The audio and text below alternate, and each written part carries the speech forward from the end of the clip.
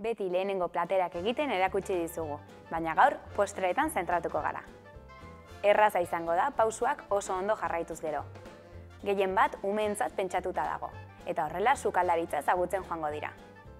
Jolas moduan planteatu eta ikusiko duzu nola plater osasuntsu hau jateko gogo handia izango duten. Gazta tarta hau egiteko beharko ditugun materialak hurrengoak dira.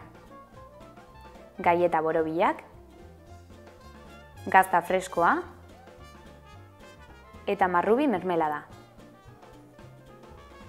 Lehenik eta behin, galleta bat hartuko dugu. Plateran kokatu eta gazta freskoa galletaren gainean ipiniko dugu. Buelta emanda bakarrik eror dadin. Ondo zentratu erdian. Eta azkenik, apainduko dugu marrubi mermeladarekin.